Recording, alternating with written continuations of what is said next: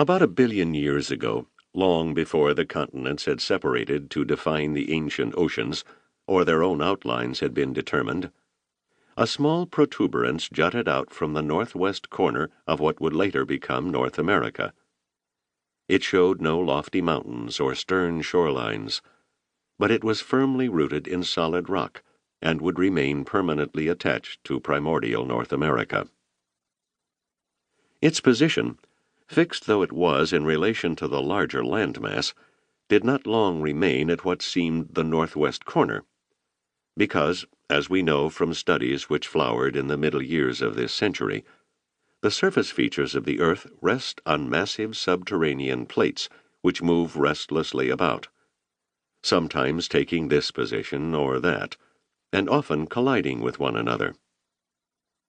In these ancient times, the future North America wandered and revolved at a lively rate. Sometimes the protuberance lay to the east, or to the north, or, more dramatically, the far south. During one long spell, it served as the temporary North Pole of the entire Earth.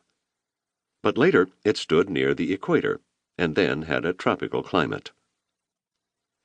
It was, in effect, a fixed attachment to a wildly vagrant landmass. But it bore continuing relation to other would-be continents like Europe, or, more significantly, to the Asia with which it would intimately be associated. However, if one had followed the errant behavior of this small jutting of rocky land attached to the larger body, one could never have predicted its present position. The destiny of this persistent fragment would be to form the rootstock of the future Alaska. But during this early formative period, and for long thereafter, it remained only that, the ancestral nucleus to which the later and more important parts of Alaska would be joined. During one of the endless twists and turns, about 500 million years ago, the nucleus rested temporarily about where Alaska does today, that is, not far from the North Pole, and it would be instructive to visualize it as it then was.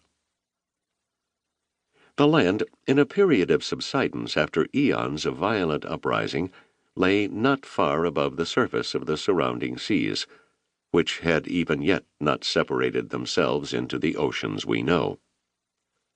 No vast mountains broke the low profile, and since trees and ferns had not yet developed, Alaska, which amounted only to a minor promontory, was unwooded. In winter, even at these high latitudes, a phenomenon which would always characterize northern Alaska pertained. It did not receive much snow. The surrounding seas, often frozen, brought in so little precipitation that the great blizzards which swept other parts of the then world did not eventuate, and what little snow did fall was driven here and there by howling winds which swept the earth clear in many parts, or left it lightly drifted in others. Then, as now, the winter night was protracted. For 6 months the sun appeared low in the sky, if it appeared at all, while the blazing heat of summer came in a season of equal length, when the sun set only briefly. The range of temperature, under a sky which contained less relative moisture than now, was incredible. From 120 degrees Fahrenheit in summer to the same number of degrees below zero in winter.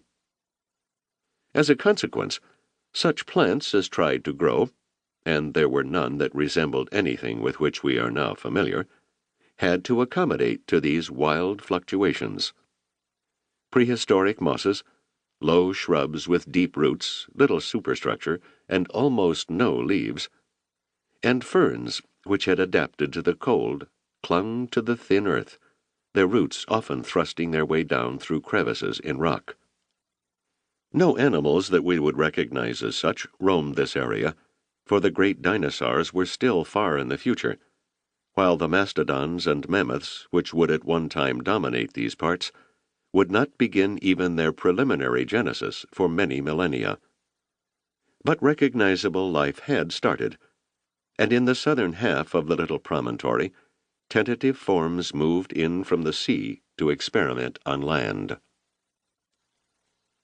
In these remote and formless days, little Alaska hung in suspense, uncertain as to where its mother continent would wander next, or what its climate would be, or what its destiny. It was a potential, nothing more. It could become a multitude of different things. It could switch its attachment to any of 3 different continents.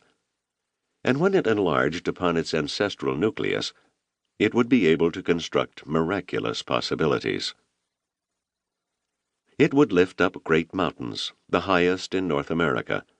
It would accumulate vast glaciers, none superior in the world. It would house, for some generations before the arrival of man, animals of the most majestic quality.